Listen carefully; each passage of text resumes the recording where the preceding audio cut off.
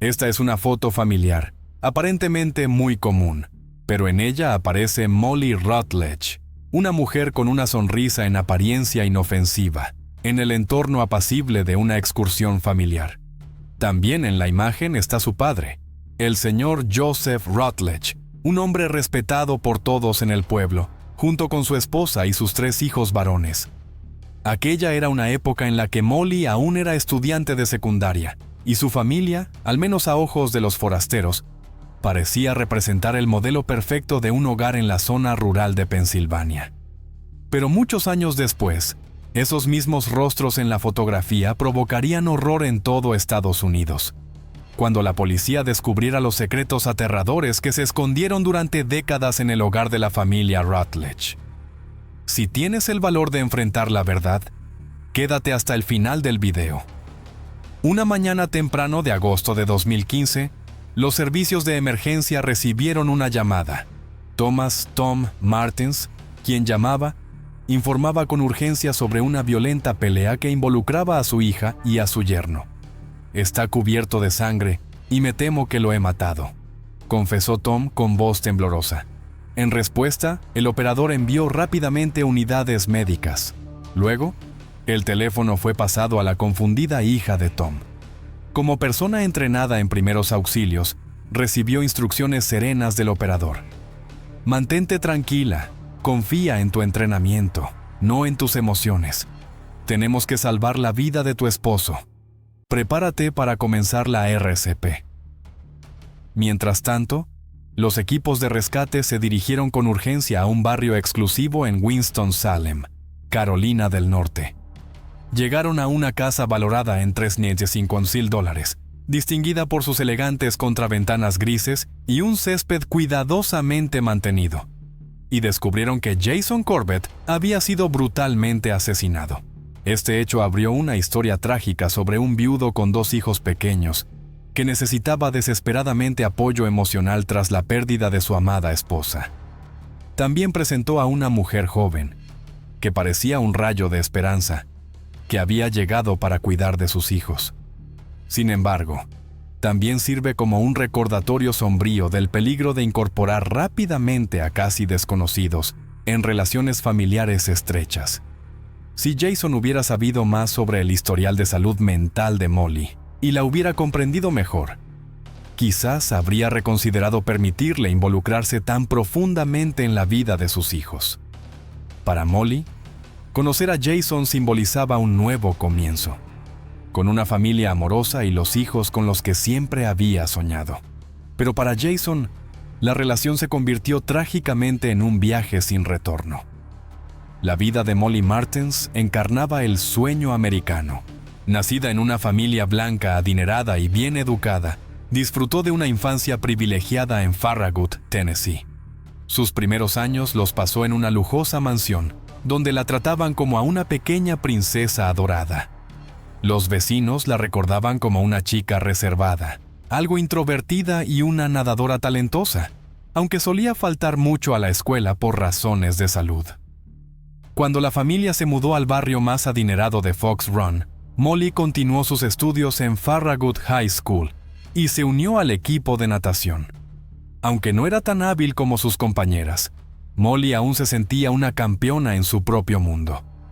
La madre de Molly, Sharon, tenía un doctorado en matemáticas de la prestigiosa Universidad Emory en Georgia. Su padre, Tom, era agente del FBI y también abogado con experiencia. Instauraron en la familia un lema: el éxito solo se mide por los logros, ya sean reales o meramente superficiales. La familia Martens era conocida como un pilar de la sociedad. Una familia que perseguía estatus, riqueza y herederos perfectos para continuar con ese estilo de vida. Desde pequeños, los hijos fueron educados con la creencia de que había que ganar a toda costa. El problema principal era Molly, la hija querida, la pequeña princesa, que no alcanzaba esas expectativas altísimas, a diferencia de sus 2 hermanos. Para mantener la imagen pública impecable de la familia, Tom y Sharon intentaron ocultar la verdadera razón por la que a Molly a menudo se la consideraba frágil. un supuesto problema en su pie izquierdo que le causaba dolor y requería múltiples hospitalizaciones y cirugías. Pero en realidad, no era una dolencia física lo que mantenía a Molly fuera de la escuela. Eran problemas de salud mental. Para proteger su imagen pública, Tom y Sharon mantuvieron los problemas de su hija estrictamente dentro del ámbito familiar. Muy pocos sabían lo que ocurría tras las puertas cerradas de su elegante mansión. Gracias a la influencia de sus padres, Molly aparentemente consiguió el ingreso a Clemson, una de las mejores universidades del país. En 2003, su foto apareció en el anuario de primer año de la Universidad de Clemson. Pero después, sus registros desaparecieron. En 2004, Molly comenzó a trabajar en el salón de belleza Visage en Knoxville, donde conoció al estilista Jeremy Taylor. Empezaron a salir y estuvieron juntos 1 año y medio. Aunque eran cercanos, Taylor solo sabía que Molly tenía un problema en el pie. Necesitaba varias cirugías y a menudo no podía trabajar. Aún así, admiraba su talento en la danza y el ballet, y nunca cuestionó la presión que se ejercía sobre su pie. Después de terminar con Taylor, Molly se unió a un sitio web de citas y comenzó una relación por correspondencia con Keith Mackin el 22 de febrero de 2007, casi 1 año antes de conocer al viudo con 2 hijos. Keith y Molly tuvieron su primera cita, y fue con Keith que Molly reveló por primera vez que padecía trastorno bipolar junto con otros problemas asociados.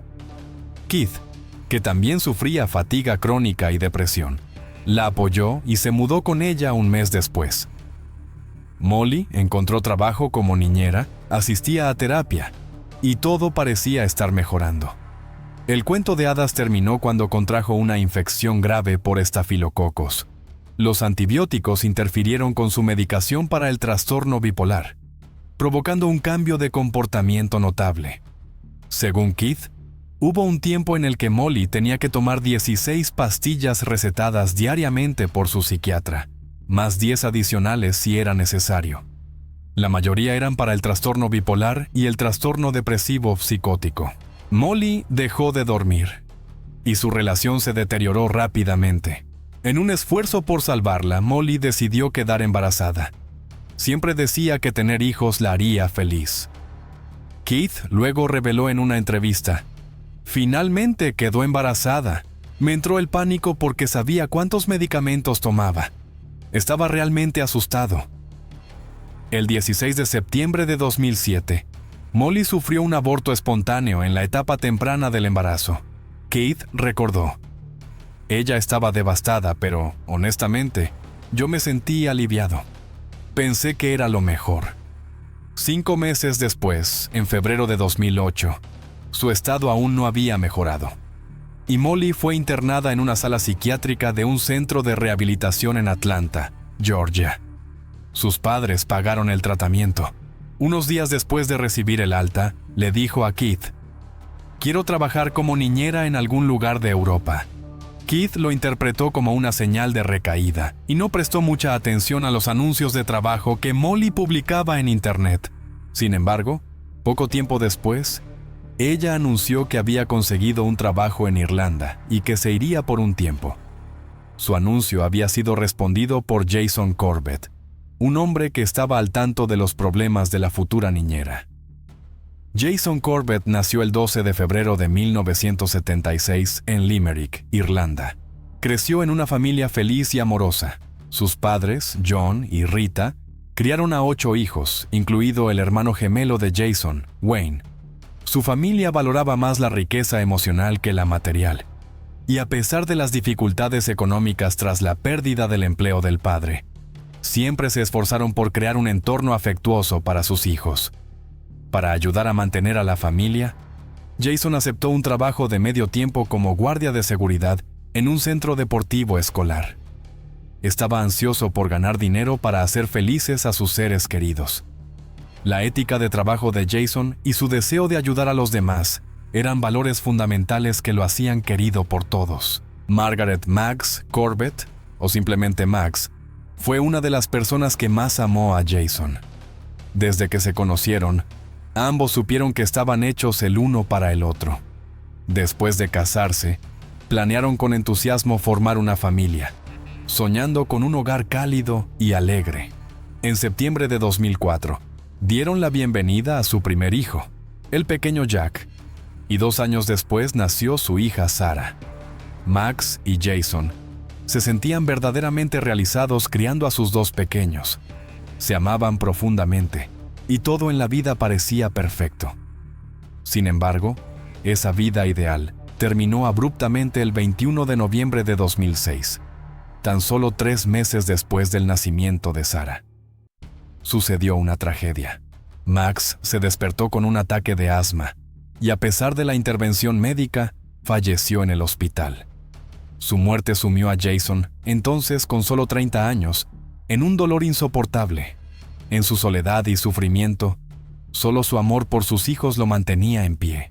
Su familia siempre estuvo a su lado, comprendiendo la importancia de apoyarlo en ese momento tan difícil. Jason, humilde y amable, se sentía incómodo dependiendo demasiado de su familia para el cuidado de sus hijos. Ese pensamiento lo agobiaba. No quería ser una carga, aunque su familia nunca lo vio así. En 2007, decidió contratar a una niñera. La primera candidata, una mujer de origen checo, no fue compatible con Jason, así que la despidió. Luego contrató a una mujer española, pero la barrera del idioma causó muchos problemas.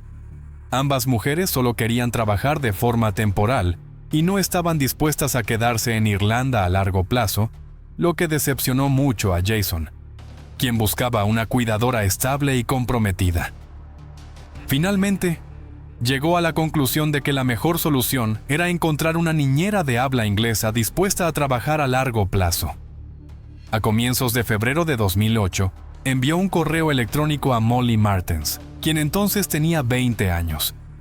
Ella envió un currículum que, más adelante, se descubriría que contenía varias inexactitudes. Molly afirmó que se había graduado de la Universidad de Clemson, cuando en realidad había abandonado los estudios. También dijo que había sido aprobada para adoptar niños, lo cual no era cierto.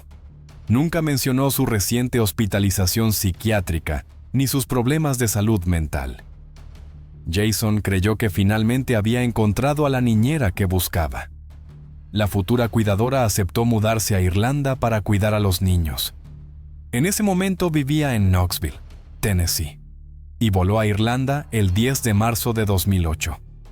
El plan tropezó de inmediato en la frontera. Molly enfrentó dificultades debido a su boleto de avión de solo ida, lo que generó sospechas entre los funcionarios de inmigración. No pudo explicar con claridad cuánto tiempo planeaba quedarse y no tenía una visa de trabajo. Sin embargo, logró resolver estos problemas y se le permitió ingresar al país. Después de 2 semanas viviendo en Irlanda, la alegre niñera estadounidense llamó a Keith y le informó que no regresaría. Terminaron su relación por teléfono. Los 2 niños, Sarah y Jack, pronto le tomaron cariño a su nueva niñera y se volvieron muy cercanos a ella. Jason estaba feliz de ver cómo la vida volvía gradualmente a la normalidad. Molly cuidaba muy bien a los niños y le daba tranquilidad a Jason. Con el tiempo, su relación se volvió más cercana y Jason comenzó a invitar a la niñera a salir. Jason y Molly, quienes comenzaron su relación bajo circunstancias inusuales, enfrentaron muchos desafíos. La fase inicial de luna de miel pronto dio paso a la realidad. Sin embargo, Jason, consciente de la imperfección de la situación, se sentía tranquilo porque Molly se relacionaba muy bien con sus hijos. La pareja se comprometió en 2010. Jason amaba a su nueva compañera, y más importante aún, creía que sus hijos también habían llegado a querer a la bondadosa Molly. Después de comprometerse, Molly sugirió regresar a Estados Unidos, porque extrañaba su tierra natal. Comprendiendo que los niños echarían de menos a Molly, Jason aceptó.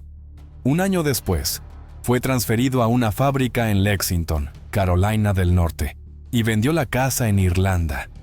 Ese mismo año celebraron una gran boda en la ciudad natal de Molly, Knoxville, Tennessee. El padre de Molly, Thomas Tom Martens, la acompañó al altar. mientras que los pequeños Jack y Sarah fueron portador de anillos y niña de las flores. Jason compró una casa lujosa en un vecindario reconocido con un campo de golf de 18 hoyos, un club, piscina, canchas de tenis, parque infantil y un parque. Pagó $58,300 en efectivo por la casa. Desde la boda comenzaron a aparecer cosas extrañas.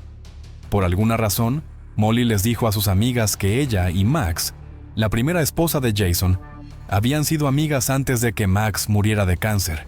Sin embargo, Max había fallecido en 2006. En ese momento, Molly aún no había conocido a Jason y no podía saber que su esposa, Max, había muerto por una enfermedad respiratoria, no de cáncer.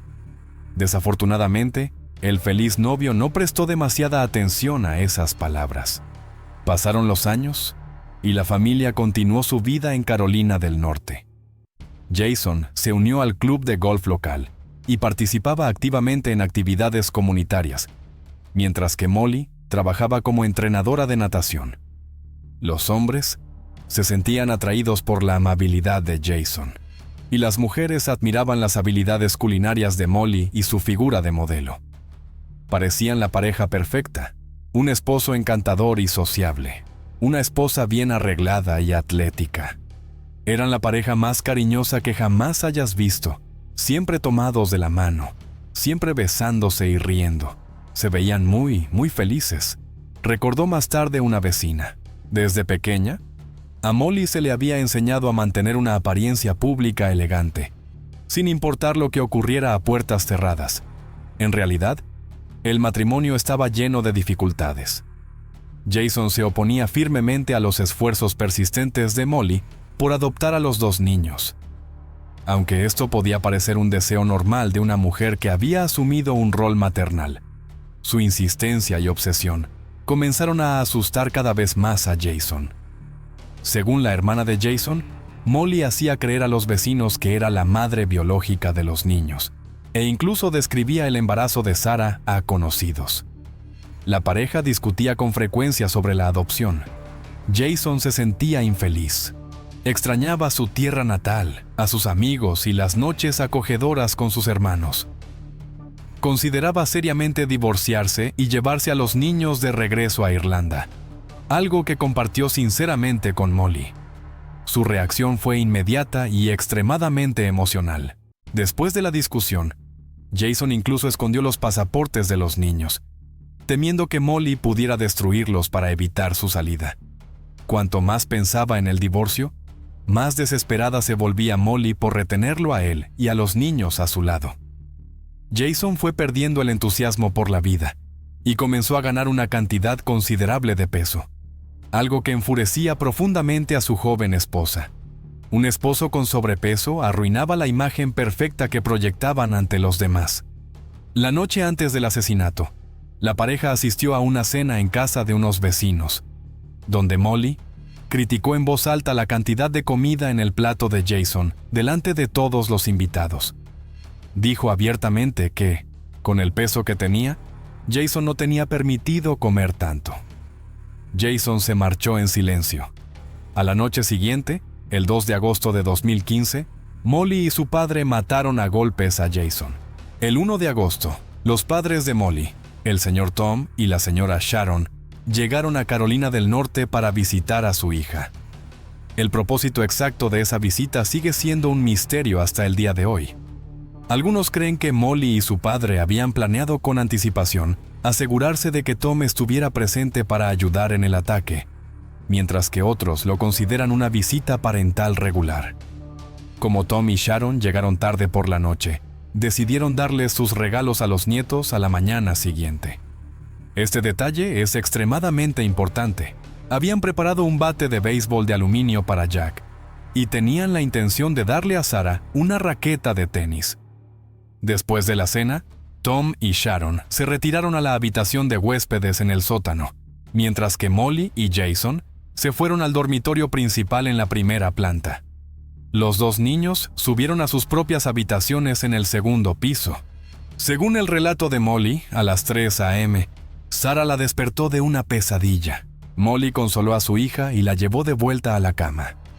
Al regresar al dormitorio, dijo que Jason estaba despierto y extremadamente enfadado, lo que provocó una discusión y luego el asesinato. Según el testimonio, cuando ocurrió el altercado, Tom, exagente del FBI, oyó ruidos extraños provenientes del dormitorio de su hija y su yerno. Preocupado, tomó el bate de béisbol que era para Jack y corrió escaleras arriba. Al entrar, dijo que vio a Jason estrangulando a Molly. Jason vio a su suegro, apretó más fuerte y arrastró a Molly hacia el baño, amenazando con matarla. Tom le suplicó a Jason que soltara a Molly, pero al ver que sus palabras eran inútiles, decidió intervenir para salvar a su hija. Tom dijo que el primer golpe con el bate no detuvo a Jason, así que continuó golpeando repetidamente. Finalmente, Jason soltó a Molly e intentó arrebatarle el bate. Se produjo un forcejeo. Jason le quitó el bate y derribó a Tom. Tom testificó que, en un momento de miedo extremo, Molly agarró un ladrillo que estaba sobre la mesa de noche y golpeó a Jason en la cabeza. Padre e hija, temiendo por sus vidas, continuaron atacando al hombre enfurecido hasta que se dieron cuenta de que ya no representaba una amenaza. Al llamar a los servicios de emergencia, Tom describió el incidente como una pelea en la que su yerno había agredido a su hija y que Jason ahora necesitaba ayuda urgente. Sin embargo, cuando llegaron los socorristas, la escena reveló algo mucho más brutal que un simple acto de defensa propia. Las paredes y el suelo del dormitorio estaban cubiertos de sangre, con salpicaduras en el techo y los muebles. El cráneo de Jason estaba destrozado hasta el punto de que pedazos de su cuero cabelludo estaban esparcidos por el suelo. El forense anotó en su informe que el número de golpes era incontable, ya que fragmentos del cráneo seguían cayendo sobre la mesa durante la autopsia. Los primeros oficiales en llegar notaron un contraste notable entre las horribles heridas de Jason Corbett y el hecho de que tanto el padre como la hija, Tom y Molly, estaban completamente ilesos. Su ropa estaba intacta, e incluso la delicada pulsera de Molly permanecía sin romperse, a pesar de sus afirmaciones de haber luchado por su vida. Otra observación clave: varios socorristas notaron sangre en el ladrillo y que el cuerpo de Jason ya comenzaba a secarse, con la piel fría al tacto, lo que indicaba que había pasado una cantidad significativa de tiempo antes de que se realizara la llamada de emergencia. ¿Y por qué había un ladrillo colocado sobre la mesa de noche? Los investigadores cuestionaron su presencia en el dormitorio. Molly explicó que había planeado pintar el ladrillo con los niños y que lo había mirado antes de irse a dormir, pensando en el diseño. El caso giraba en torno a las apariencias, los detalles externos y el testimonio de los involucrados. Durante el interrogatorio, Molly admitió que había soportado años de abuso severo por parte de su esposo, pero que había permanecido en silencio por temor a perder la custodia de los niños. Dijo que había consultado con un abogado y que se le había aconsejado recolectar pruebas del abuso para un futuro caso de custodia, por lo que colocó dispositivos de grabación por toda la casa. Entregó esas grabaciones a la policía. Tom testificó durante el interrogatorio que Jason había golpeado repetidamente a Molly. Sin embargo, la investigación no encontró evidencia de abuso físico durante el tiempo que Molly vivió con Jason. En el juicio, la defensa enfatizó el argumento de defensa propia. Jason Corbett fue retratado como un hombre violento, alcohólico, que abusaba regularmente de su familia tanto física como mentalmente. La defensa incluso encontró a algunas personas que sugirieron que Jason podrían haber matado a su primera esposa, Max. Un médico de cabecera testificó que Jason se había quejado de cambios de humor y que recientemente se había vuelto propenso a estallidos repentinos de ira. Una trabajadora social entrevistó a los hijos de Jason, Jack y Sarah, y ambos dijeron que su padre solía enojarse y que incluso había lastimado a su madre.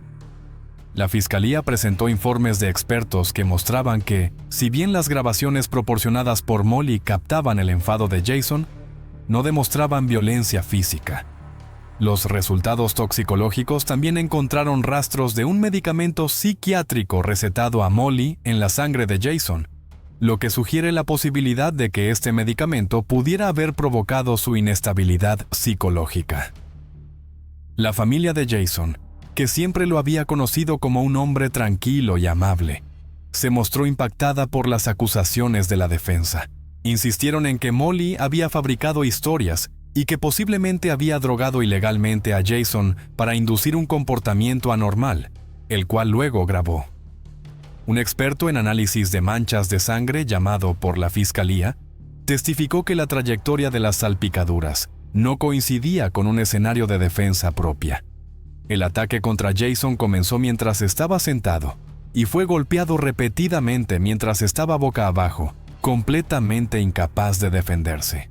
En 2017, Molly y Tom fueron declarados culpables de asesinato y condenados a entre 20 y 25 años de prisión. Una semana después, apelaron y finalmente lograron que la Corte Suprema de Carolina del Norte anulara las condenas por asesinato en segundo grado en 2021, lo que dio lugar a un nuevo juicio.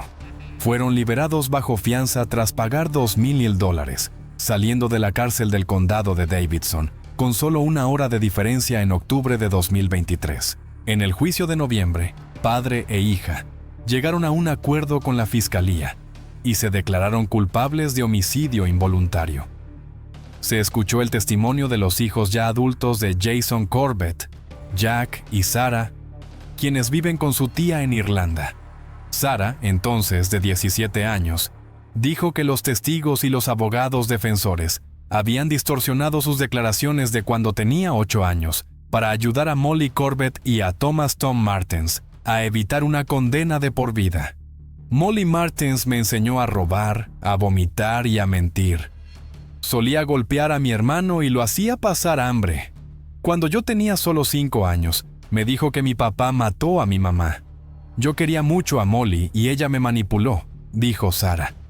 Jack admitió que había mentido a los investigadores cuando tenía 10 años. Desde ese día, perdí una parte de lo que soy. Mis palabras fueron usadas como un arma para ayudar a Molly y a Tom a salirse con la suya tras asesinar a mi papá. Nunca vi a mi padre lastimar a Molly. Era un hombre amoroso y honorable, pero ellos hicieron todo lo posible por destruir su buen nombre. Mientras mis amigos iban a fiestas, yo tenía que ir a terapia para aprender a vivir con el hecho de que mentí, y los ayudé a salirse con la suya. Los 2 niños pidieron al juez Hall que impusiera la pena máxima de 25 años de prisión a Molly Corbett y Thomas Tom Martens. Quizás gracias al acuerdo con la fiscalía, evitaron esa condena. En noviembre de 2023, padre e hija fueron condenados a un mínimo de 4 años y un máximo de 6 años de prisión, con 44 meses ya cumplidos, contabilizados como parte de la sentencia. También se les prohibió contactar a la familia Corbett.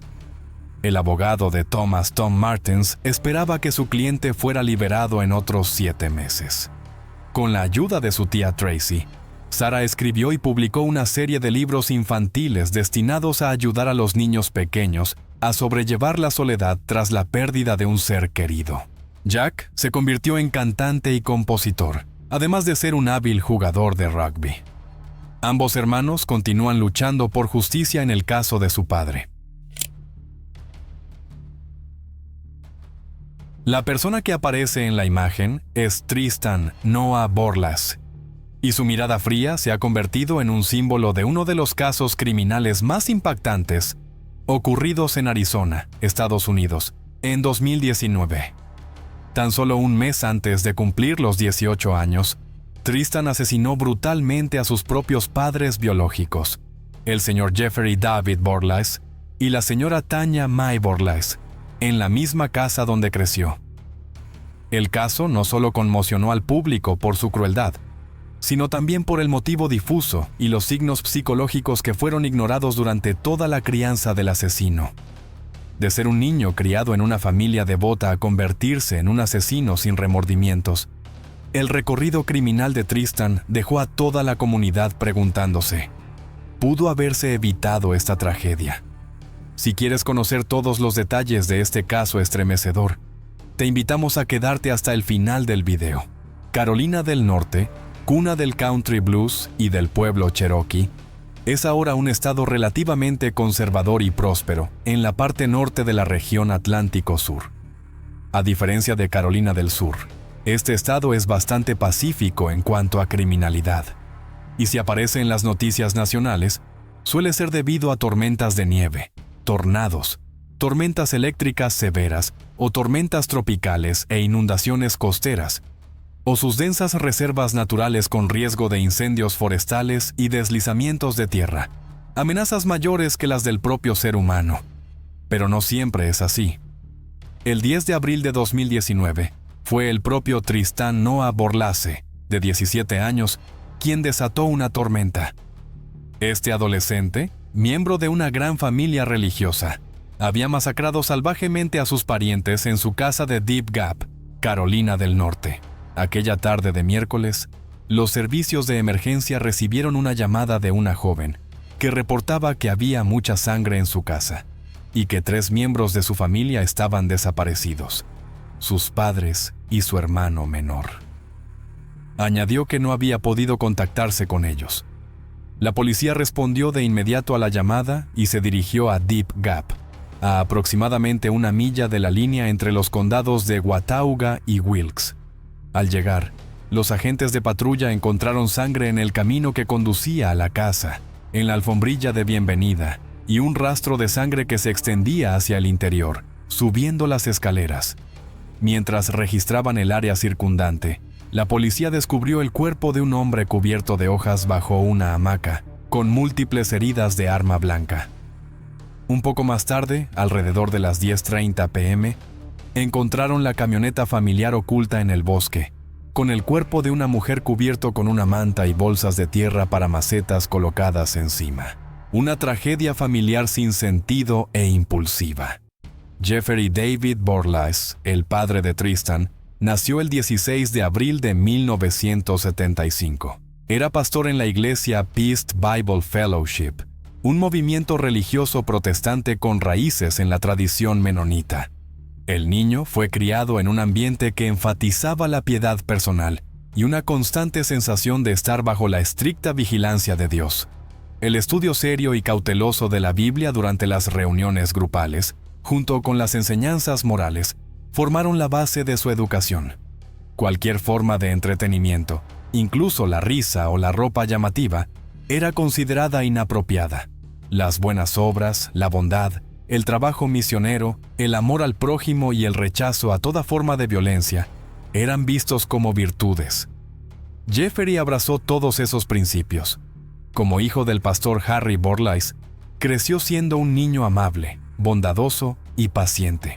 Ya de adulto, Jeffrey aceptó un trabajo de verano en el parque acuático Big Surf, en el lago de los Ozarks, en Missouri, Estados Unidos. El primer día de trabajo, el joven conoció a una chica dulce y elegante. Su nombre era Tanya May Trandom, de su misma edad, con los mismos valores y una crianza casi idéntica.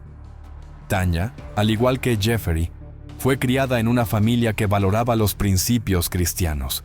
La chica modesta, paciente y abnegada, vio en el joven devoto la imagen del esposo ideal y del padre amoroso del futuro. Le regaló a Jeffrey una imagen de una pareja anciana tomados de la mano y le dijo: «Así seremos nosotros algún día». La madre de Jeffrey, Kathy Brown, había orado para que Dios le diera a su hijo una esposa que amara al Señor con todo su corazón. Creía que su oración había sido respondida. La joven pareja se casó y formó una familia que continuó los ideales con los que ambos habían crecido. La foto que Tanya le había regalado fue cuidadosamente guardada en el álbum familiar. No pasó mucho tiempo antes de que tuvieran a su primera hija, una encantadora niña llamada Taylor. Luego nacieron 3 hijos más. El menor era un niño llamado Tristan. Taylor se convirtió en una hermana mayor ejemplar. Cuidaba de todos, ayudaba a todos, era un apoyo para todos, y especialmente estaba muy unida a su hermano menor. Para Tristan, Taylor era la única amiga y la mejor amiga. A pesar de la diferencia de edad, siempre estaban juntos, Practicaban deportes, amaban la música y eran traviesos. Las enseñanzas del movimiento PISM sostenían que la misión de los padres era establecer el reino de Dios en el corazón de sus hijos. A medida que los 4 hijos biológicos crecían, Jeffrey y Tanya decidieron cumplir con su deber cristiano, adoptando a 4 niños más de un orfanato. Abiertos, amables y generosos, según quienes los conocían, la familia ahora tenía un total de 8 hijos. Taylor, los gemelos K y Alexis, Misery, Al, Steven, Miku y Tristan. De acuerdo con sus creencias religiosas, los niños tenían prohibido usar teléfonos móviles y redes sociales hasta cierta edad. Se fomentaba la moderación en necesidades y deseos. A los varones no se les permitía salir con chicas hasta después de terminar la secundaria, es decir, a los 18 años. El estudio bíblico y otras actividades religiosas eran obligatorias.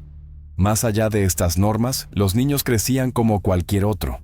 Los padres no hacían distinción entre hijos biológicos y adoptivos. Todos eran igualmente amados, cuidados y educados. La bondadosa madre creó un ambiente familiar armonioso, supervisaba con atención las relaciones entre hermanos, oraba con regularidad y realizaba muchas obras de caridad. La pareja creía que la moralidad debía cultivarse a través de las acciones, y enseñaban a sus hijos la bondad mediante el ejemplo personal. Cuando el pueblo de Haití fue azotado por un huracán, Tanya vendió su caro anillo de bodas y donó todo el dinero a una organización benéfica que construía viviendas para las víctimas. A cambio, se compró un anillo común, barato. En 2015, Taylor se graduó de la secundaria y se mudó a Boone para asistir a la Universidad Estatal de los Apalaches. Este hecho entristeció profundamente a Tristan. Perdió a su única amiga y cayó en la soledad. Taylor siempre trataba de regresar a casa cada vez que tenía la oportunidad. Pero ahora, Taylor tenía una vida libre propia, mientras que Tristan seguía atrapado en las antiguas normas y rutinas que llevaba mucho tiempo resistiendo. Se oponía a las restricciones que le habían impuesto desde la infancia y no compartía las creencias religiosas de sus padres. Tristan se sentía frustrado por no tener un teléfono móvil y por no poder comunicarse con amigos a través de las redes sociales, especialmente porque ese tipo de comunicación se había vuelto una parte esencial de la vida adolescente moderna. Después de que Taylor se fue, las discusiones entre Tristan y sus padres no hicieron más que aumentar. En diciembre de 2017, hubo un cambio positivo en la vida familiar. Jeffrey, junto con su esposa e hijos, se mudaron a una nueva casa con una gran extensión de terreno en Deep Gap, condado de Watauga, Carolina del Norte. La casa estaba ubicada en un camino de tierra que se adentraba en el bosque y era mucho más espaciosa que su residencia anterior. Además, la nueva vivienda estaba a menos de 2 millas de la casa de Robin, la madre de Tanya y abuela de los niños, lo que permitía a la familia pedirle ayuda para cuidar de los hijos más pequeños cuando fuera necesario. Sin embargo, no está claro si este cambio fue realmente agradable para Tristan, ya que se vio obligado a cambiar de escuela y adaptarse por completo a un nuevo entorno. En el nuevo pueblo, asistió a la escuela secundaria local y comenzó a participar en atletismo. Algunos de sus amigos también conseguían trabajos de medio tiempo en campamentos de verano. Desde el exterior, uno podría pensar que la familia Borlase jamás había tenido problemas, pero la realidad era diferente. Con el tiempo, el comportamiento de Tristan comenzó a mostrar señales preocupantes. En 2018, la escuela solicitó que la familia lo llevara a ver a un consejero psicológico debido a arrebatos de ira e incapacidad para controlar comportamientos impulsivos.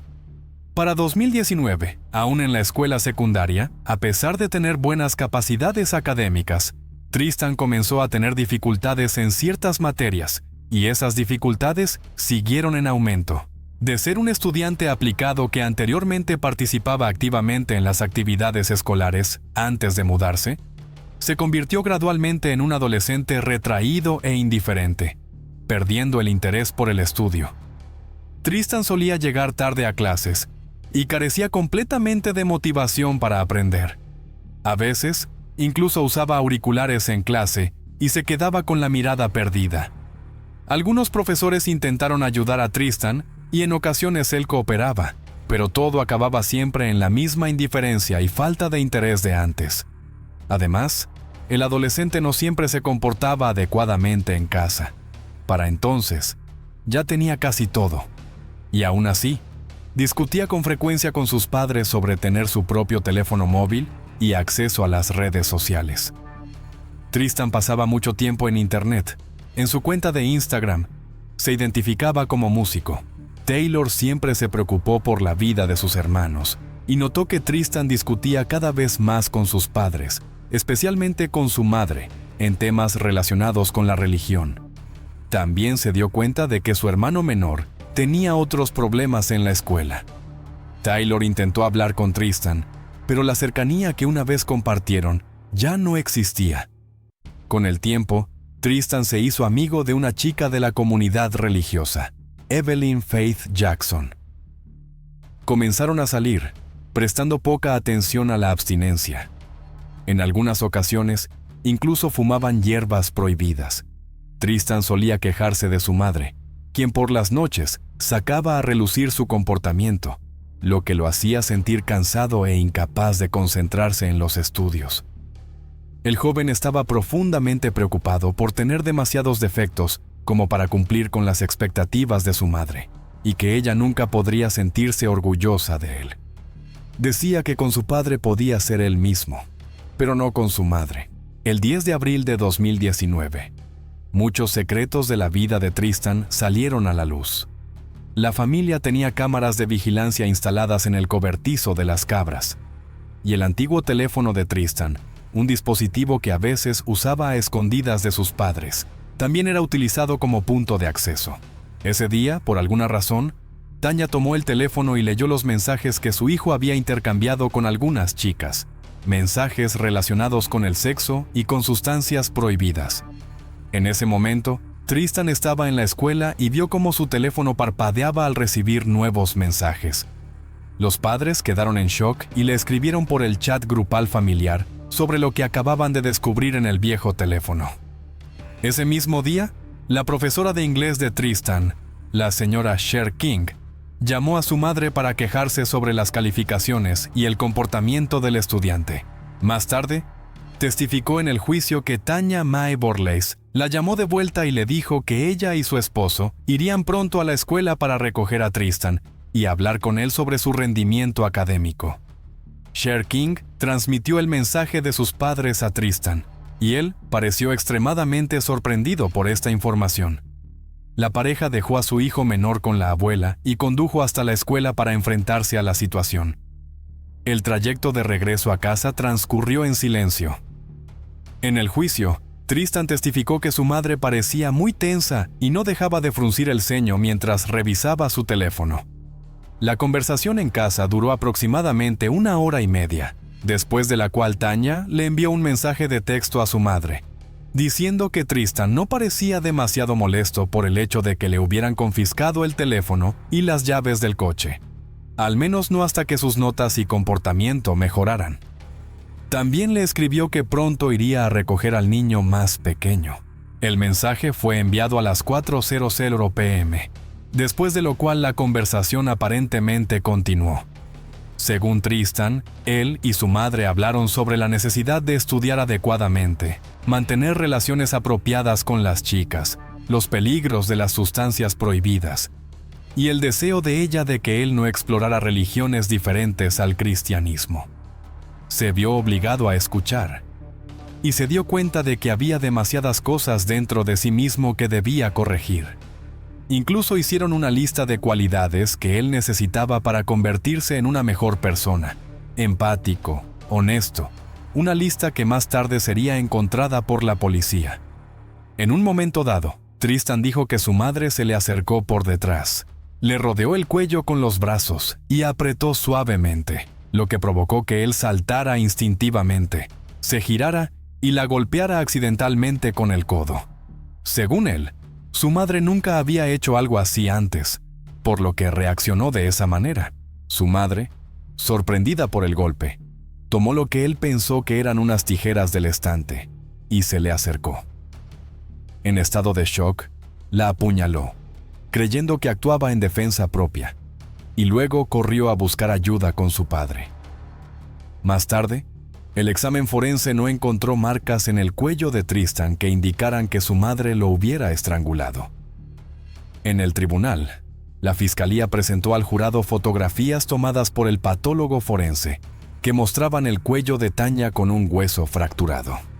En cuanto al psicólogo, testificó que Tristan Noah Borlase estaba plenamente cuerdo en el momento del crimen, pero que experimentaba un estado gravemente alterado de conciencia, presentando signos como despersonalización, desrealización y una falta de reconocimiento de la realidad del evento. Sin embargo, el tribunal y el jurado rechazaron la opinión del psicólogo, creyendo que Tristan era altamente manipulador y representaba una amenaza para la sociedad. Según Tristan, no entendía lo que estaba pasando, por qué su padre huía de él, o por qué lo apuñaló incluso mientras le suplicaba ayuda. Recordaba que su padre levantó una piedra y dijo, «Tristan, no». Pero él estaba seguro de que su padre preferiría dejarse matar antes que hacerle daño. Más tarde, los vecinos testificaron que oyeron gritos fuertes que provenían de la casa de los Borlase alrededor de las 5:30 p.m. de ese miércoles. Cuando todo terminó, Tristan regresó a la casa y vomitó, lo que, según el psicólogo, era una señal de estrés extremo, no el comportamiento de un asesino frío y calculador. Sin embargo, el jurado no aceptó el punto de vista del psicólogo. Finalmente, se presentaron en el juicio los informes forenses. El informe de la autopsia de Jeffrey B. señalaba múltiples heridas de arma blanca en el pecho y la espalda izquierdos, cortes en las manos y los brazos, y abrasiones en el cráneo y la frente. La autopsia de Tanya Mae Borlase mostraba múltiples puñaladas, incluyendo en el pecho izquierdo, la espalda y el brazo, junto con lesiones posiblemente causadas por compresión en el cuello. Estos hallazgos indicaban que sus padres estaban intentando defenderse, no atacar. Además, Tristan tuvo toda la oportunidad de alejarse de su madre si realmente se sintió amenazado. Y aunque su muerte hubiera sido el resultado de un momento de pérdida de control y un malentendido sobre la defensa propia, el asesinato de su padre y lo que ocurrió después fueron de una naturaleza completamente diferente. Tristan regresó a la casa, arrastró el cuerpo de su madre y lo colocó en la caja de una camioneta. Luego lo cubrió con una lona. Después limpió la escena durante aproximadamente una hora, incluso utilizando una manguera para lavar el porche. Alrededor de las 8:30 p.m., Tristan fue a la casa de su abuela para recoger a su hermano menor. Robin encontró esto extremadamente extraño. Tristan explicó que sus padres tuvieron que salir urgentemente a hacer compras y no tuvieron tiempo para recoger al hermano menor como de costumbre, y se disculpó por eso. Unos 20 minutos después, Robin recibió una llamada de otro nieto, que se quejaba de que los padres no respondían el teléfono y no lo habían recogido de su trabajo de medio tiempo como solían hacerlo. La abuela llamó a Alexis y le pidió que recogiera al hermano menor. Acordaron encontrarse en la casa de Jeffrey y Tanya para averiguar qué estaba pasando. Mientras conducía hacia la casa, Robin notó sangre en el porche, pero como sabía que la pareja tenía animales, no le dio mucha importancia. Entró en la casa para buscar una linterna y revisar el cobertizo de animales, y descubrió sangre por todas partes. En ese momento, Alexis corrió dentro de la casa y dijo que había encontrado un cuerpo debajo de la hamaca, cerca del cobertizo del ganado, y que creía haber visto a Tristan, con sangre en el rostro, alejándose en un vehículo. Alexis llamó a los servicios de emergencia. El operador le indicó a ella y a todos los miembros de la familia que cerraran las puertas del coche y esperaran a la policía. La policía llegó aproximadamente 10 minutos después. Tras varias horas esperando fuera y hablando con los agentes, toda la familia fue llevada a la comisaría, donde se les informó que Jeffrey y Tanya Mae Borlase habían sido encontrados muertos. Durante la investigación de la escena, los detectives encontraron una interfaz de computadora en la casa que conectaba el sistema de videovigilancia interior a un monitor. En la pantalla había una cuadrícula de muchas cámaras transmitiendo imágenes en directo. La policía obtuvo de inmediato una orden para recuperar las credenciales de acceso de la empresa que administraba el sistema. Mientras tanto, Tristan contactó a su novia Evelyn y fue a su casa. Evelyn notó que él parecía ansioso y que tenía algunos rasguños en la frente y en las manos. Tristan la tranquilizó diciendo que solo había discutido con sus padres y que las heridas eran de jugar con el perro. Evelyn describió las lesiones de Tristan como 3 rasguños en la frente, una herida en la mano, un corte en un dedo y una uña amoratada. Poco después del incidente, Tristan publicó fotos de las lesiones en Snapchat, escribiendo que había sido mordido por el perro de su padre. Según su novia, la foto coincidía con las lesiones que ella había visto. Esa noche, ella notó que Tristan tenía heridas en el cuerpo. Tristan se quedó a dormir. A la mañana siguiente, fueron a Walmart y a McDonald's, con la intención inicial de ir a la escuela, pero luego cambiaron de opinión. Evelyn creyó que Tristan simplemente quería alejarse de sus padres por un tiempo, así que le sugirió que fueran a quedarse en la casa de un pariente. Tristan estuvo de acuerdo, y ambos viajaron a otro estado. El 11 de abril, la oficina del alguacil obtuvo el nombre de usuario y la contraseña del sistema de videovigilancia de la residencia Borlase. Revisaron las grabaciones de las cámaras y comprendieron plenamente las circunstancias del caso. La policía solicitó una orden de arresto contra Tristan y envió información detallada sobre el vehículo que se creía que había usado para huir al Centro Nacional de Información Criminal. Se inició la búsqueda del vehículo y posteriormente una persecución. El investigador Matthew recibió información de que Tristan había sido localizado en Tennessee y comenzó el proceso de extradición del sospechoso. Solicitó que la señora Robin, la abuela de Tristan, lo acompañara al lugar del arresto para poder hablar con Tristan en su presencia, ya que el joven aún era muy joven. Mientras conducía con Evelyn, Tristan vio luces verdes parpadeando detrás de ellos. Aceleró y le dijo que quizás sus padres habían reportado el auto como robado para rastrearlo. Tristan aceleró por la autopista en un intento de escapar, pero finalmente se rindió y se detuvo. La camioneta Ford fue rodeada por varios vehículos policiales. Evelyn estaba completamente confundida al ver a su novio esposado y llevado en un coche patrulla. Los agentes notaron que Tristan no parecía alterado ni molesto.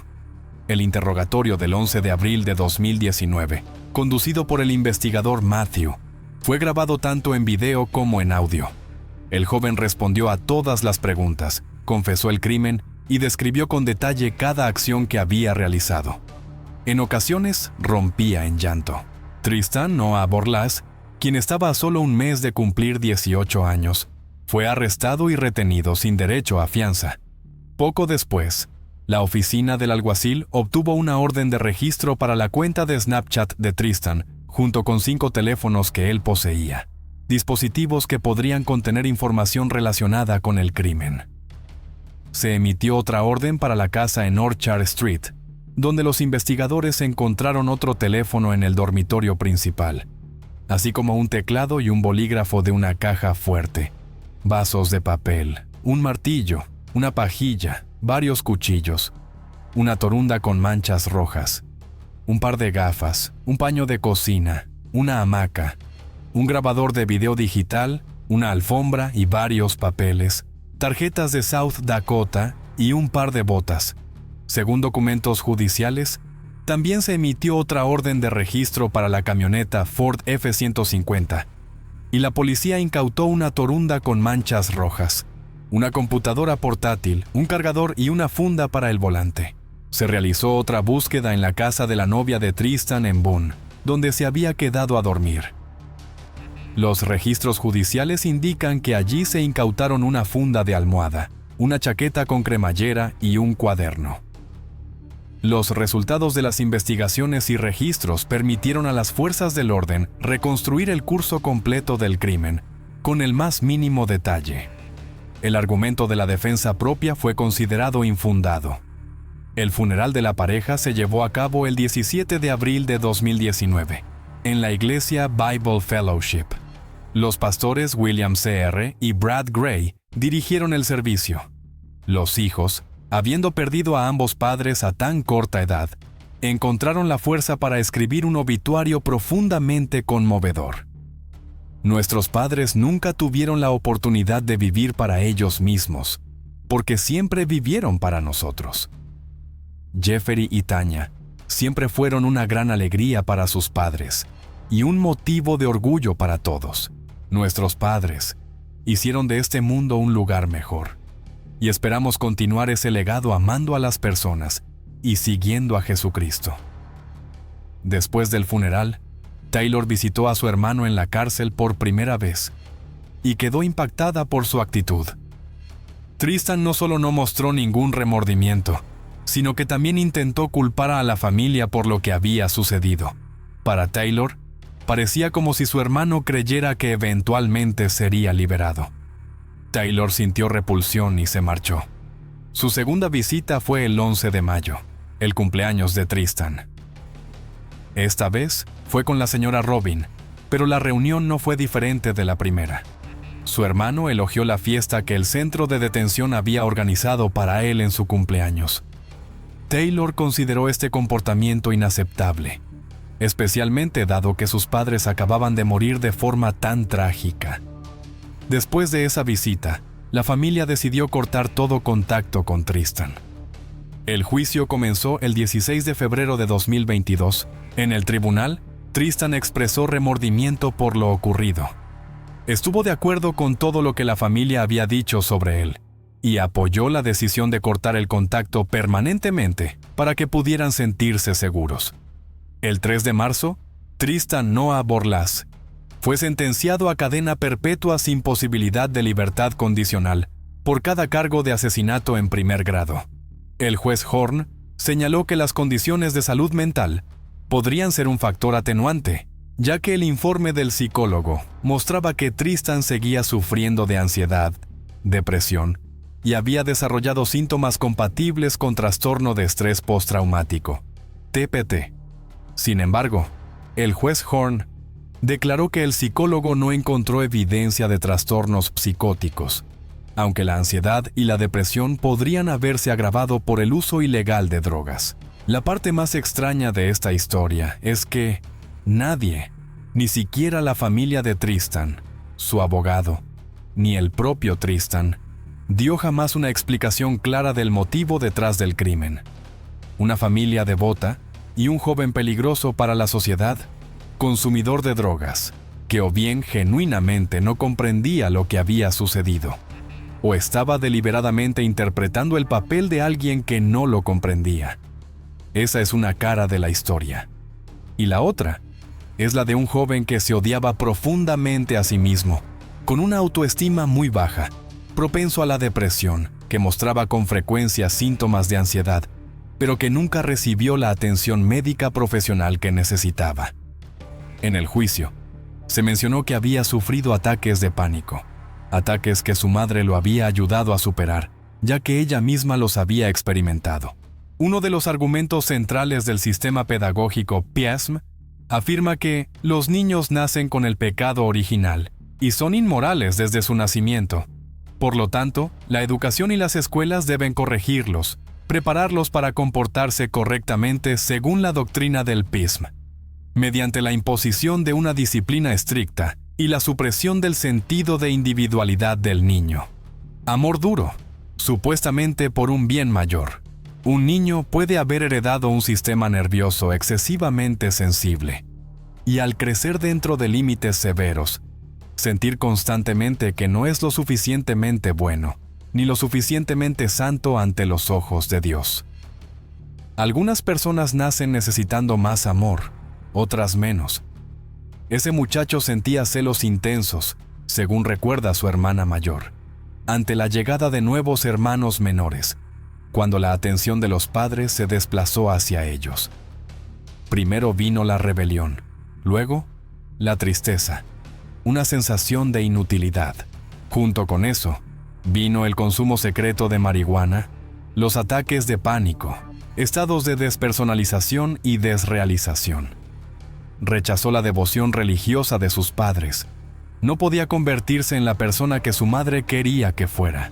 Y al intentar convertirse en su verdadero yo, fue visto como alguien que necesitaba ser corregido. Fue esa misma lista de cosas por corregir la que él y su madre escribieron juntos, en lugar de buscar el número de teléfono de un buen terapeuta. Entonces, ¿cuál fue la gota que colmó el vaso? ¿Y habría existido alguna manera de evitar una tragedia tan cruel y sin sentido, incluso en una familia que, en el fondo, estaba verdaderamente llena de amor? La mujer que aparece en la foto es Luz María López Morales, una investigadora diligente del Departamento de Justicia de Puerto Rico, así como una madre tierna y entregada. La imagen de su sonrisa suave fue en su momento un símbolo de calidez dentro de su pequeña familia.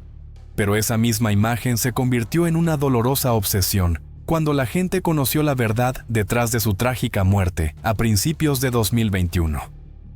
El autor del crimen no fue otro que su esposo, Jorge Sea, quien en algún momento compartió la cama con ella, pero también fue quien cruelmente le quitó la vida en una noche fatídica. Si quieres conocer el desarrollo completo de este impactante caso, desde el motivo, el método, hasta el camino en busca de justicia, acompáñanos hasta el final del video. De amor a crimen violento. La tasa de criminalidad en Guatemala es extremadamente alta. Según estadísticas, al menos 100 crímenes se cometen aquí cada semana. La mitad de ellos son los llamados crímenes domésticos, y cerca del 70% de los crímenes graves permanecen sin resolverse. Según la revista The New Yorker, el número de muertes civiles en la zona de guerra de Irak en 2009 fue incluso menor que en Guatemala.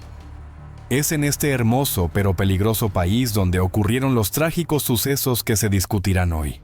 La historia de una joven hermosa llamada Luz María López Morales comenzó de manera romántica y llena de promesas, pero terminó como un puñado de cenizas en una bolsa arrojada a una alcantarilla. Ella se convirtió en víctima de un tirano doméstico, alguien a quien había perdonado muchas veces a lo largo de los años, dándole oportunidades para cambiar. Ha habido mucha controversia alrededor de este caso, y el culpable casi escapó a la responsabilidad. Pero repasemos todo en orden. ¿Quién es Luz María López Morales? El nombre completo del personaje principal de la historia de hoy, dado al nacer, es Luz María López Morales del Rollo Morales López. Nació el 17 de marzo de 1995, en el pequeño pueblo de San Cristóbal Verapaz, en una familia sencilla y bastante humilde, compuesta por Ada Morales Morales y Brian López. Luz María López Morales fue la menor de los 2 hijos de sus padres y creció junto a su hermano mayor llamado Omar. Cuando era niña, casi muere a causa de una obstrucción intestinal. Para salvarle la vida se realizó una cirugía complicada y los médicos no dieron garantías. Pero su madre oró por la recuperación de su hija y creyó que mejoraría, y eso pronto se convirtió en realidad.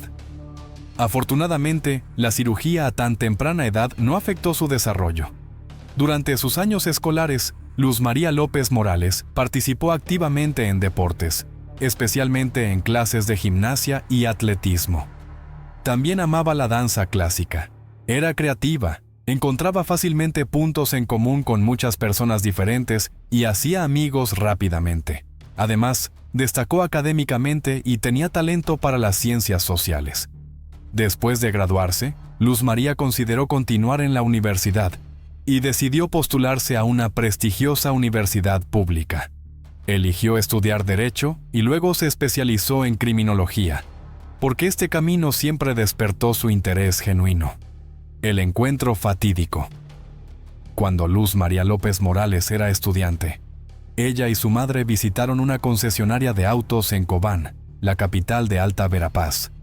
Ese año era el 28º cumpleaños de su hermano, y sus padres, junto con su hermana menor, querían darle un regalo especial, una motocicleta que él siempre había soñado. En el salón de exhibición, fueron atendidas por un joven consultor de ventas educado y muy atento, que se presentó como Jorge Sea.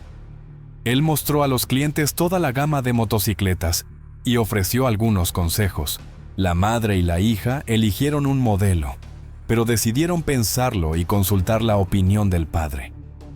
Antes de irse, tomaron la tarjeta de presentación de la concesionaria, y Luz María López Morales también dejó su número de teléfono para facilitar el contacto.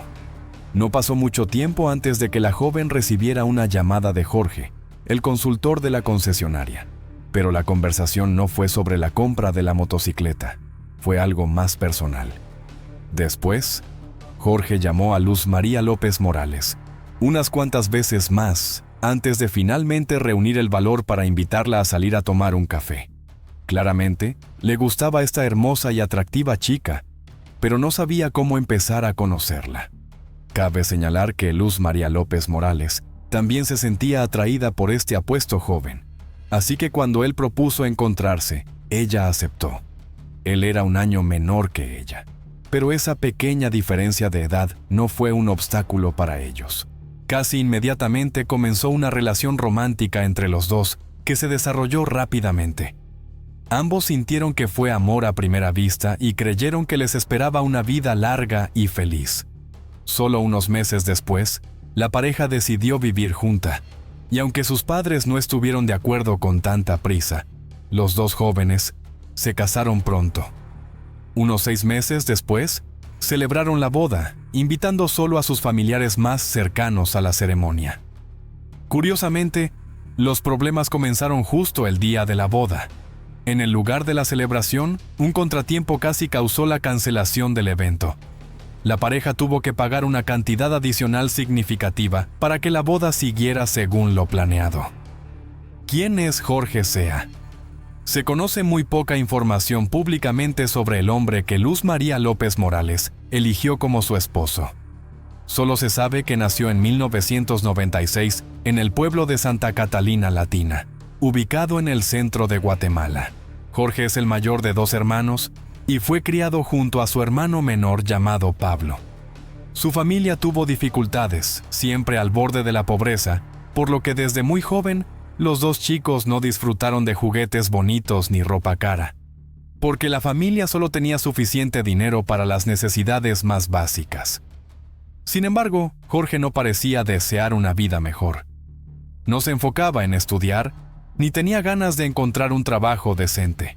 Según la gente, el joven simplemente dejaba que la corriente lo llevara. Quienes conocieron a Jorge decían que era una persona reservada, que se comunicaba poco y a veces era algo agresivo. Realmente tenía dificultad para controlar sus emociones, por lo que Jorge tenía pocos amigos y no construía buenas relaciones con el sexo opuesto. Sin embargo, cuando conoció a la chica de sus sueños, hizo todo lo posible por ganarse su afecto. Y luego se apresuró a casarse con ella porque temía que ella pudiera cambiar de opinión. Desde el principio, los padres de Luz María López Morales desconfiaban de su yerno. Había algo en este joven que no les gustaba, pero no podían precisar qué era, ni lograban convencer a su hija de que renunciara a casarse con él. Un matrimonio infeliz.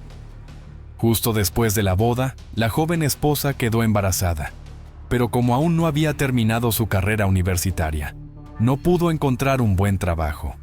Nadie quería contratar a una chica sin experiencia que además estaba en una condición especial, por lo que tuvo que aceptar trabajos temporales.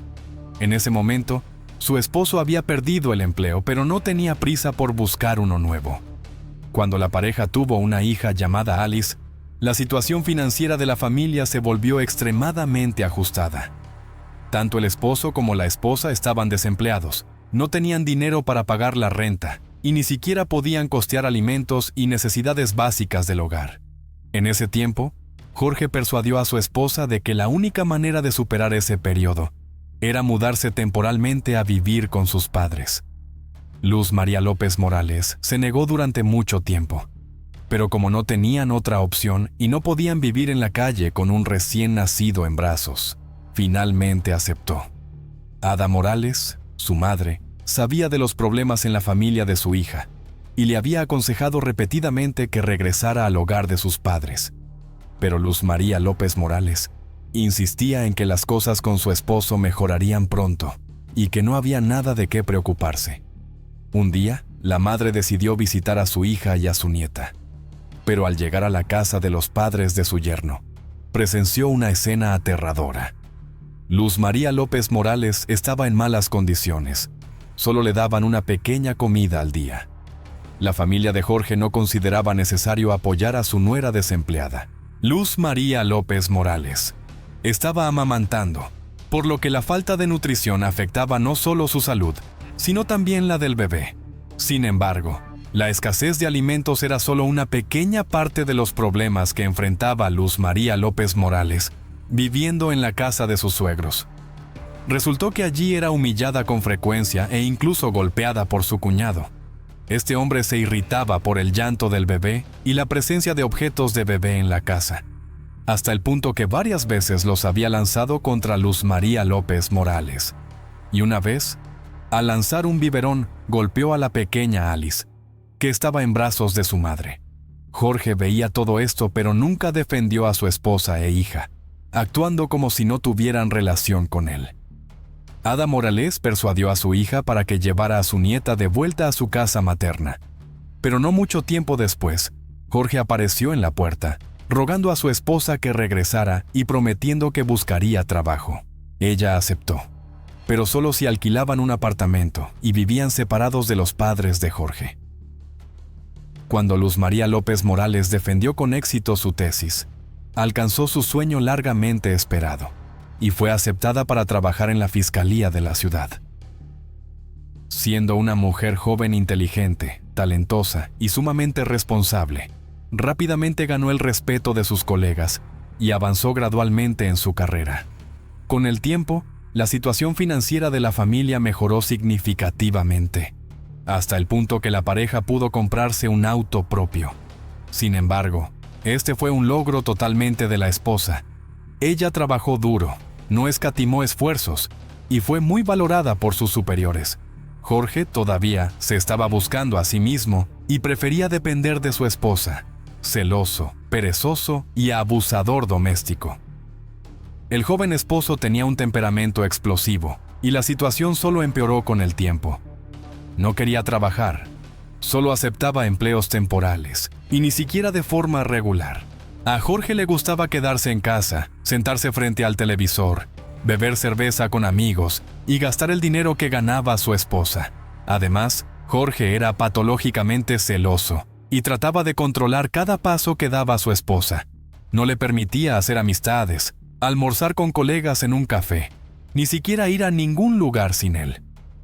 Revisaba frecuentemente su teléfono, miraba el historial de llamadas, leía mensajes y le prohibía crear cuentas en redes sociales. Cuando estaban en casa, a solas, Jorge no se comportaba mejor. Discutía sin motivo, interrogaba constantemente sobre asuntos familiares y culpaba a su esposa de todos los problemas. Mientras vivían en la casa de sus padres, Jorge nunca defendió a su esposa, solo observaba mientras ella era insultada, humillada y a veces golpeada por sus familiares. El mismo Jorge ocasionalmente usaba los puños para resolver problemas y no veía nada malo en ello. Consideraba a Luz María López Morales como su propiedad personal, creyendo que ella aguantaría todo y nunca lo dejaría. Los vecinos a menudo escuchaban gritos provenientes de la casa de la pareja y también habían visto señales de abuso físico en el rostro y cuerpo de la joven. Muchas veces, López intentó dejar a su esposo y solicitar el divorcio. En varias ocasiones sacó a su hija del apartamento alquilado y regresó a casa de sus padres. Pero cada vez, su esposo iba en su búsqueda, arrodillándose y pidiendo perdón. Y cada vez, Luz María López Morales lo perdonaba, le daba otra oportunidad, a pesar de que sus padres la instaban constantemente a mantener la cabeza fría y alejarse de ese hombre abusivo. el 15 de diciembre de 2020. Tras otra pelea acompañada de comportamientos violentos, Luz María López Morales tomó a su hija Alice de 3 años, se subió al auto y fue llorando a casa de su madre. Al día siguiente, Jorge también llegó allí, y no está claro si vino a recoger a su esposa o solo a recuperar el automóvil. Él dijo que había encontrado un trabajo y que su vida cambiaría. También juró que nunca volvería a alzar la mano para golpear a su esposa en toda su vida. Sorprendentemente, Luz María López Morales le creyó una vez más y regresó al apartamento alquilado con su esposo. A mediados de enero de 2021, Luz María López Morales llamó a su madre para quejarse de que su esposo no solo no había encontrado trabajo como había prometido, sino que además le robaba el dinero que ella ganaba, dejando a toda la familia en una situación desesperada. Ada Morales sintió pena por su hija y le dijo que le enviaría algo de dinero para que ella y su nieta tuvieran suficiente para cubrir los gastos hasta el día de pago. Ambas acordaron encontrarse la mañana del 19 de enero. Pero Luz María López Morales no llegó como estaba previsto. Además, no respondía llamadas ni mensajes, algo muy inusual en ella. Preocupada, Ada Morales decidió ir al lugar de trabajo de su hija al día siguiente, pero le dijeron que Luz María López Morales no había ido a trabajar por 2 días consecutivos y nadie podía contactarla. Al mismo tiempo, Jorge, quien también buscaba desesperadamente a su esposa, apareció en la fiscalía. Según él, habían discutido de nuevo, y pensó que Luz María López Morales se había ido a casa de su madre y estaba molesta, por lo que no respondía el teléfono. Ada Morales inmediatamente sintió que algo estaba mal y sospechó que su yerno mentía, por lo que fue directamente a la estación de policía para que comenzara la búsqueda de Luz María López Morales lo antes posible. Ese mismo día se activó un sistema de alerta nacional bajo el código Isabel Claudina, originalmente Alerta Isabel Claudina, lo que significó el inicio de la búsqueda urgente de una joven desaparecida. Cuando comenzó la búsqueda a gran escala, el esposo de la mujer desaparecida fue la primera, y de hecho la única, persona considerada sospechosa. Luz María López Morales no tenía enemigos. No había razón para pensar que hubiera sido secuestrada. Y la última persona que la vio con vida fue Jorge. Por supuesto, Jorge negó su implicación, diciendo que él también estaba buscando desesperadamente a su esposa y que se sentía extremadamente enojado por ser considerado el principal sospechoso. Sin embargo, sus declaraciones fueron repetidamente contradictorias y poco claras. No pudo explicar por qué no se había presentado a la policía el día que desapareció su esposa, y si realmente pensaba que ella estaba en casa de su madre, ¿por qué no llamó ni fue a buscarla? Mientras la policía buscaba testigos y peinaba la zona, el 22 de enero el cuerpo de Luz María López Morales fue encontrado accidentalmente por trabajadores municipales. Algunos empleados habían sido llamados para limpiar una alcantarilla obstruida cerca de la carretera. Cuando levantaron la tapa, encontraron una gran bolsa de plástico negra con algo dentro. Al mirar más de cerca, se dieron cuenta de que era el cadáver carbonizado de una persona. Inmediatamente lo reportaron a la policía. Los investigadores que llegaron a la escena hipotetizaron que podría ser el cuerpo de Luz María López Morales, que estaba siendo buscada en todo el país. Los expertos forenses confirmaron que el cuerpo era el de una mujer joven. Los padres y el hermano de la víctima, aunque el cuerpo estaba severamente deformado por el fuego, pudieron identificarla positivamente. Cabe destacar que la bolsa fue encontrada en la misma calle donde se ubicaba la fiscalía, el lugar de trabajo de Luz María López Morales. Sin embargo, esa zona no contaba con cámaras de vigilancia ni iluminación. A pesar de la quema severa, los expertos forenses determinaron que la mujer había sido brutalmente golpeada y que la causa de la muerte fue asfixia. Esto fue comprobado por hemorragias internas, múltiples fracturas óseas sufridas en vida y rastros de sangre seca en la nariz y boca. Marcas profundas en el cuello indicaban estrangulamiento. En el momento en que se encontró el cuerpo, no se identificaron nuevos sospechosos. y los padres de la víctima no dudaron que su yerno fuera quien asesinó brutalmente a su hija. Jorge fue arrestado inmediatamente y el motivo de este acto cruel está bajo investigación. Psicólogos criminales deben también analizar a fondo este matrimonio y las relaciones familiares. Durante la investigación, Ada Morales entregó una grabación de audio aterradora, enviada de manera anónima por alguien que vivía cerca de la casa de su hija y su yerno. Parecía que esa persona había presenciado muchos conflictos domésticos de la pareja y decidió grabar una discusión esta vez, sin esperar que terminara en un asesinato brutal. En la grabación, se puede escuchar claramente a Luz María López Morales gritar y llorar desesperadamente pidiendo ayuda, mientras al fondo se oye el sollozo de la niña pequeña. Ada Morales quedó horrorizada al escuchar esta grabación. Dijo que si ese vecino hubiera llamado a la policía de inmediato, tal vez su hija aún estaría viva. El hombre que grabó el audio no llamó a la policía, ni siquiera fue a la casa de donde provenían los gritos. La policía tampoco pudo rastrear la identidad del remitente anónimo, por lo que no pudieron incluir a esa persona en la lista de testigos. El audio fue anexado al expediente criminal. Ada Morales dio después una entrevista importante en la que hizo un llamado a todo el público para que estuviera vigilante y denunciara cualquier indicio de violencia doméstica a la policía, enfatizando que las personas no deberían limitarse a grabar videos o audios. Según ella, acciones tan simples podrían salvar la vida de alguien. Este caso impactante desató una ola de indignación pública, con miles de personas saliendo a las calles en todo el país para exigir un castigo adecuado para el asesino. Aunque Jorge fue arrestado casi de inmediato, continuó negando su culpabilidad, alegando que ese fatídico día había llevado a su esposa al trabajo, después de lo cual ella desapareció. Las cámaras de seguridad de la calle sí captaron el vehículo de la pareja dirigiéndose hacia el lugar de trabajo de Luz María López Morales esa mañana. Sin embargo, las ventanas del auto estaban polarizadas oscuras, lo que impedía ver claramente cuántas personas iban dentro. Además, no hay imágenes que muestren que el vehículo se detuviera o que Luz María López Morales saliera del auto. El siguiente hallazgo importante ocurrió en el apartamento alquilado de la pareja, donde se encontraron muchas manchas de sangre que habían sido limpiadas y marcas de arrastre en el suelo, lo que sugería que ese podría haber sido el lugar del brutal crimen. La sospecha se reforzó cuando se descubrieron pequeños fragmentos de cuerpo quemado en la cajuela del automóvil familiar.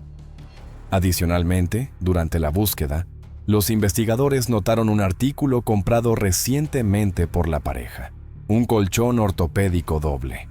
Específicamente, el grueso envoltorio plástico que cubría el colchón. Un análisis comparativo mostró que Jorge había utilizado ese mismo envoltorio plástico para embalar el cuerpo carbonizado de su esposa. La policía también encontró muchos vecinos que testificaron haber escuchado con frecuencia cómo Jorge abusaba verbalmente de su esposa y la amenazaba con matarla. Apenas días antes de la desaparición de Luz María López Morales, su esposo había gritado en voz alta que la mataría si se atrevía a dejarlo, y que escondería su cuerpo para que nadie pudiera encontrarlo. El curso del crimen. Con base en los datos recogidos, los expertos forenses colaboraron con los testimonios para reconstruir la horrible escena del crimen. El asesinato ocurrió la noche del 19 de enero de 2021. El día anterior, la pareja tuvo una gran discusión, y Jorge perdió el control nuevamente. Había tenido problemas de manejo de la ira antes, pero esta vez estaba completamente fuera de control. Jorge golpeó a su esposa varias veces, provocando que ella gritara y pidiera ayuda desesperadamente. Fueron esos gritos los que escucharon los vecinos, sin que nadie llamaran a la policía. Durante la agresión, Jorge le rompió la nariz y causó lesiones en la cabeza a su esposa. Luego, la estranguló hasta matarla con sus propias manos. Después, intentó encubrir el crimen.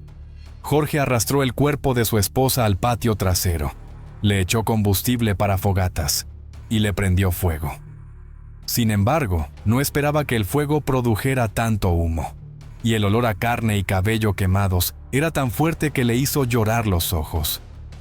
Temiendo que los vecinos notaran y llamaran a los bomberos o a la policía, rápidamente apagó las llamas, envolvió las partes quemadas del cuerpo en plástico y luego buscó un lugar apartado que creyó que nadie encontraría: la entrada de la alcantarilla. La parte más aterradora es que Jorge cometió todo esto frente a su hija pequeña. Aunque tenía solo 3 años y medio, la niña comprendía en cierta medida lo que estaba pasando. La niña fue testigo de la golpiza y el asesinato, como confirma el llanto y los gritos en la grabación de audio.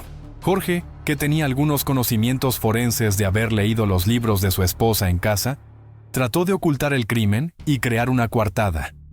Encontró un tramo de carretera sin luces ni cámaras para deshacerse del cuerpo de su esposa en el sistema de drenaje. A la mañana siguiente, condujo como de costumbre hacia el lugar de trabajo de su esposa, fingiendo haberla llevado al trabajo como todos los días. Al día siguiente comenzó a fingir buscar a su esposa llamando a sus colegas, conocidos y familiares. Juicio y condena. Los abogados del acusado intentaron retrasar el juicio varias veces y trataron de desviar la investigación. Argumentaron que todas las pruebas y testimonios eran circunstanciales, sin pruebas concretas de que Jorge fuera culpable. También solicitaron arresto domiciliario en lugar de detención, alegando que Jorge sufría depresión severa porque era acusado de matar a la mujer que amaba y que era madre de su hija. Sin embargo, la prueba decisiva provino del teléfono de Luz María López Morales. Durante todo ese tiempo, el dispositivo estuvo siempre en manos de su esposo. En el primer día tras el crimen, Jorge usó ese teléfono para enviar mensajes a muchas personas y crear la impresión de que Luz María López Morales todavía estaba viva. El seguimiento de los movimientos del teléfono ese día mostró que estuvo siempre en el mismo lugar que el teléfono de Jorge. La defensa intentó explicar que Jorge solo había tomado el teléfono de su esposa y lo había llevado consigo mientras la buscaba, pero nadie pudo explicar por qué enviaba mensajes desde ese mismo teléfono, o por qué llamaba a su número desde su propio teléfono. Otra prueba en contra del acusado fueron los moretones y rasguños en su cuerpo, documentados por expertos en el momento de su arresto. Estas marcas mostraban claramente que la víctima había peleado ferozmente, especialmente un rasguño visible en su cuello. Sin embargo, fue imposible recoger células epiteliales de Jorge debajo de las uñas de la víctima, porque esa parte había sido quemada. A pesar de muchos puntos controversiales, el fiscal aún exigió la máxima condena para el perpetrador. El juicio se pospuso varias veces debido a la pandemia global de COVID-19, pero en octubre de 2022, finalmente se declaró culpable al acusado de asesinar brutalmente a su esposa. Jorge fue sentenciado a 50 años de prisión, aunque nunca admitió su culpabilidad. La custodia de la pequeña Alice fue otorgada a sus abuelos maternos, quienes dijeron que a partir de ahora, su mayor propósito en la vida sería esta pequeña nieta.